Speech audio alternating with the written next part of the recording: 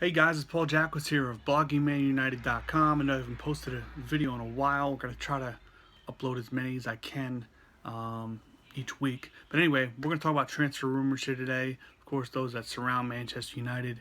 Things have been a little quiet lately, which is kind of odd. Hopefully, this club is working on something in the background to get things going because they need to make some more moves. Lukaku's a nice signing, so is Lindelof. But this team needs at least two more moves. Of course, they have all the way till the end of August to get it done. Because, of course, once August 31st is here, the transfer window is closed. But right now, of course, Carlo Ancelotti, the Bayern Munich boss, has said that Renato Sanches could leave, and he could. They supposedly want over 40 million for him. I think they want 45 million pounds for him, which I'm not sure if he's worth that. He didn't do much at all last year for Bayern.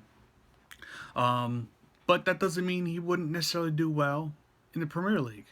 I think people can fail to understand. Maybe he just didn't fit well with the way Bayern plays their football. Maybe he doesn't fit with their tactics and everything. I don't know.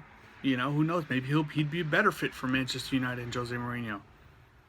I don't know. All I know is that Manchester United, they do need another midfielder.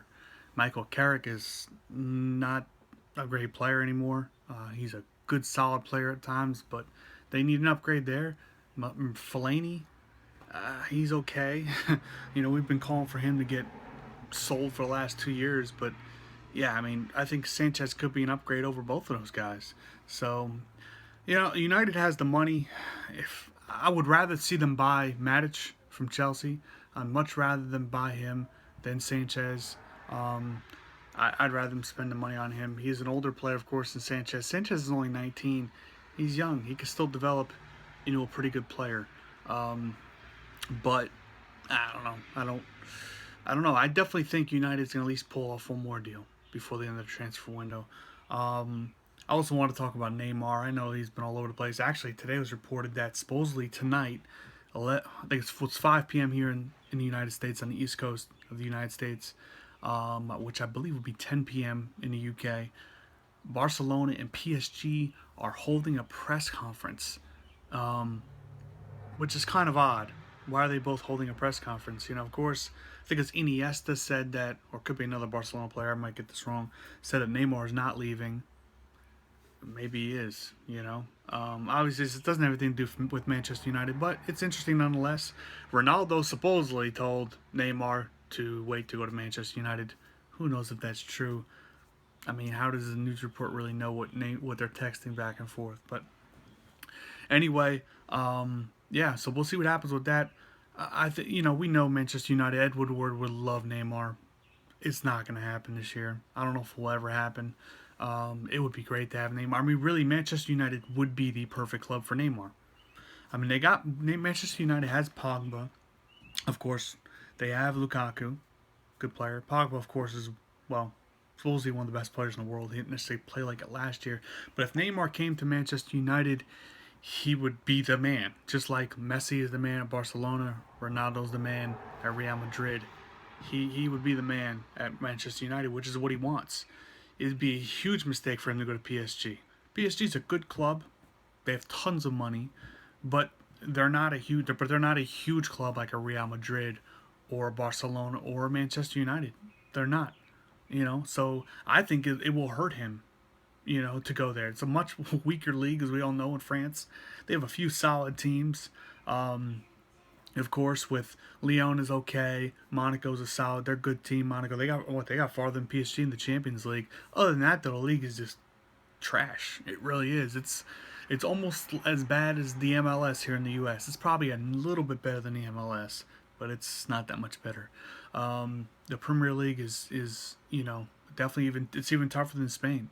So, of course, right now, really, you can argue the two of the top teams, of course, in the world are in Spain, and Barcelona and Real Madrid. But I tell you right now, I think one of the things that makes it hard for teams like Manchester United and Chelsea and teams in England to really right now win in the Champions League is the fact that the competition is so tough domestically. It's like, how are you're exhausted, your guys are worn out just from playing the domestic games. When you get the Champions League, it's tough. So That's why it's important to build a deep team. But nonetheless, Neymar would be a huge star at Manchester United. It's not going to happen, but him going to PSG would be very interesting. I don't think it will help. I don't think he'll help himself. Of course, he would be the man there as well, but I don't think he'd really be helping himself. But that's an interesting thing. That's a humongous release clause of what, 222 million. Bro, it's just crazy.